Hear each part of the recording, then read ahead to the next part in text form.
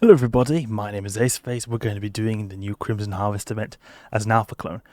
My guy here, Agro he's not actually an alpha clone, he's an omega clone, but he's only trained alpha clone skills, so he's not able to do anything better than a classical alpha clone. I just extract all the skills that he trains that are not alpha clone skills. So we're going to be doing this in a Praxis because I love doing these Crimson Harvests in Praxis as an alpha clone, both because it's very accessible in terms of the skill points, but also it's a pretty cheap ship as well. So we'll get the Praxis that we've previously been using. It should be pretty, it should work pretty well in this year as well, because this year doesn't have, I don't notice that the difficulty is particularly different than previous years. So we're actually in, I think this guy is in factional warfare, so we might want to just quickly retire, because I don't want to get popped during these sites and lose our Praxis. So this here is a missile-based Praxis. You can repair because this has taken a lot of damage. We're using the rapid heavies. This is to be able to get a really good burst amount of DPS, so that when it comes to the competition, you're going to hopefully win most of them. Not too expensive, 275 million ISK, including some of the loot we've in fact got from previous events we've done, because this is a Praxis that I've used for previous Crimson Harvest events, but I've also used it just in general for a lot of these battleship based events, you know, the ones where you have like competition and like a boss that you have to destroy. So we can unload some of the stuff we've got here, and the ship will be even cheaper actually. Let's grab this. We can also take the appropriate ammunition type and also drone types. So we've got explosive drones. Probably we'd want to take kinetic drones. I think kinetic drones are a bit better. So Republic Fleet or Kaldari Navy Wasp is what we want to take. And then I think kinetic missiles are also good. Thermal ones can also be sometimes better, but if we're going to fight, it depends if we're going to fight for Tetrimon or we're going to fight for Blood Raiders. Because my main character, I'm fighting for Blood Raiders, so I think it would make sense that I fight for Tetrimon here just to get a bit of variation. So we can go here in the agency, Crimson Harvest, and fight for Tetrimon. Exactly, so you get these Order of Tetrimon skins with these guys. Okay, we'll get the ammunition type. I guess if we're going to be fighting for Tetrimon, we'll primarily be up against Blood Raiders, so we'll take some of the EM-based missiles, Mjolnir Fury, and then we can also take some of the EM-based drones, the Praetors. Praetor, Imperial Navy Praetor. Or we can just do any site and see how it goes. Okay, great. And then we would probably want to load up on some of this ammunition that is also EM based. So EMPL, Public Fleet EMPL, undock, and let's get to work. We can look in the adjacent systems and easily find the sites. In the exploration tab on combat anomalies, look in the systems that are one jump away. You can see exactly what's there if there's anything interesting. So it doesn't seem like there's anything interesting so far. Republic Fleet EMP, and we can just use up these missiles, and then we'll just be using EM based missiles later. Probably should have gone with some other types of missiles as well, but I think it was alright that we go with the EM ones. Put enable safety. Let's go. The Multispectrum route tends to be pretty quiet. There's not so many people here when we go through these systems. Alright, let's go through this route here. Let's see what kind of adjacent... there we go. We've got Tetrimon base and a gauntlet in Para. Let's go to Para. Alright, so this is perfect. We've got both types of sites here. We'll go for the Crimson Gauntlet first, because the Crimson Gauntlet is the type of site we're optimized for. We're going with the EM-based weapons, so it'll be better against them. I'm not sure if EM will be best against these Blood Raiders, because the Tetrimon, they've got slightly mixed resists in terms of the lowest one, so I'm not sure if perhaps the Blood Raiders here are going to be different than the classical Blood Raiders, because usually Blood Raiders, they have very low EM and thermal resist, and lowest is EM, but I don't know about the Tetrimon. At least I know it varies from time to time. I think it could also be that the Tetrimon people, they have different tech tiers of ships. They have sometimes curses, sometimes maledictions, or not maledictions, the Crusaders, and then they sometimes have basically like crucifiers and omens. Then maybe they have different resist profiles. Blood Raiders, they don't have different tech tiers of ships, so their resist profiles probably won't change. Okay. Let's see now. We'll go for the Crimson Gauntlet first. I think the Crimson Gauntlet is the site of choice here, so we can also make some progress towards getting those skins. Let's go. See if there's anyone here. Kronos. Oh, that's not a good sign. That's not a good sign, having a Kronos here, because Kronos is off. They're no joke. They're just going to absolutely outcompete us. Agila, though, that's no problem. We should be able to outcompete him pretty easily. Oh, it's even partially done this side as well. That's going to give us some extra time too. Gila is very far away, 70 kilometers.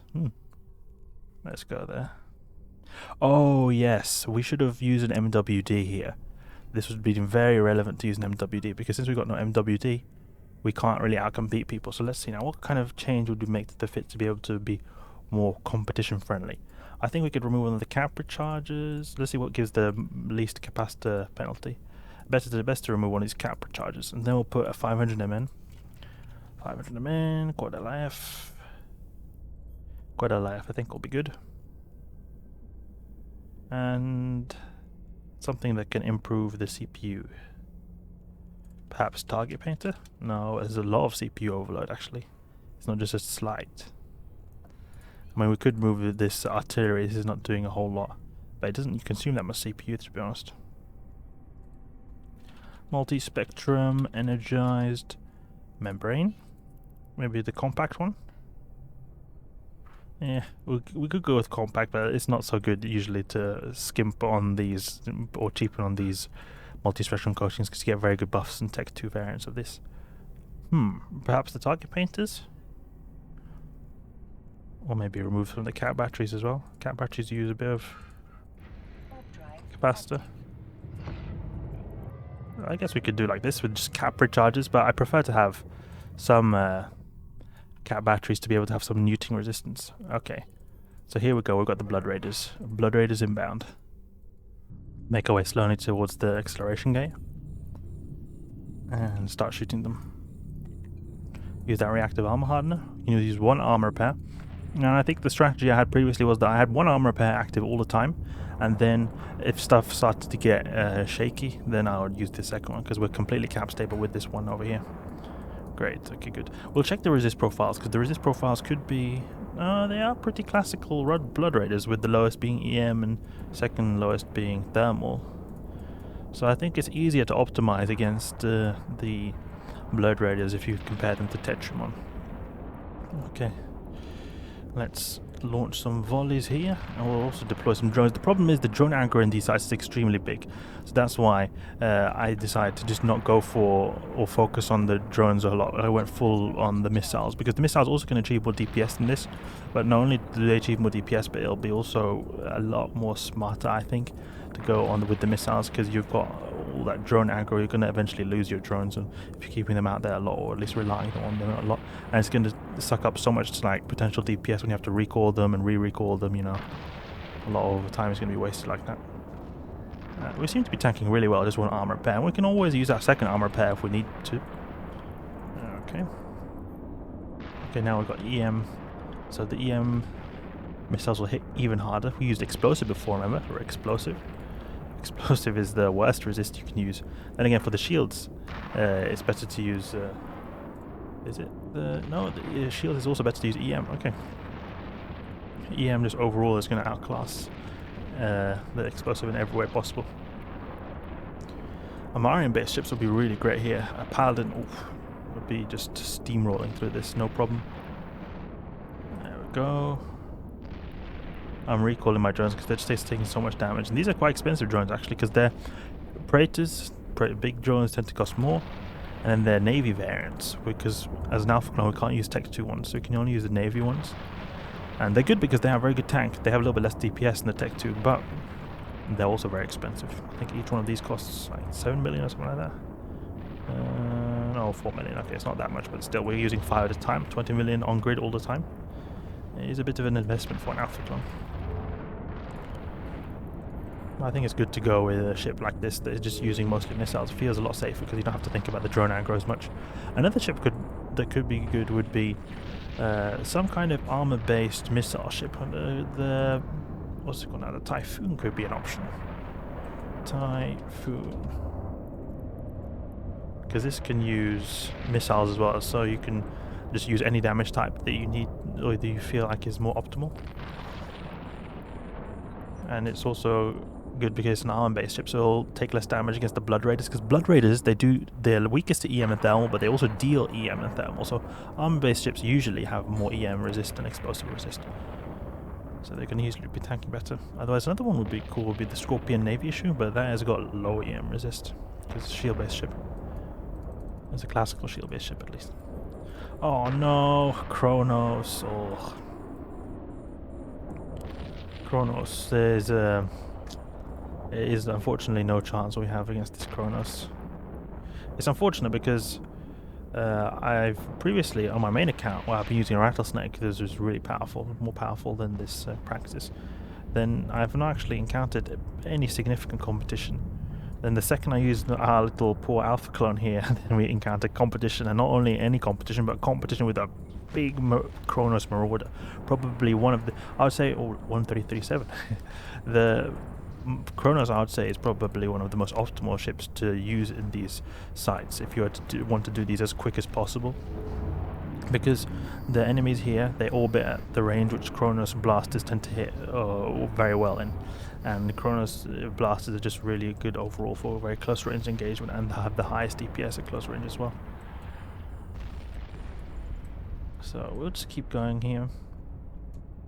The only benefit we have is that we do slightly more EM damage, so we will have that slight upper hand in terms of using our damage more efficiently, but he's just going to brute force through, because he just overall has like double the triple, maybe even the DPS that we've got. So just having a bit extra damage from EM based damage in our missiles is not going to make at all any difference. But that's just the nature of EVE Online. I think it's actually pretty fun, where you have big efficiency and you know that you can work your way up.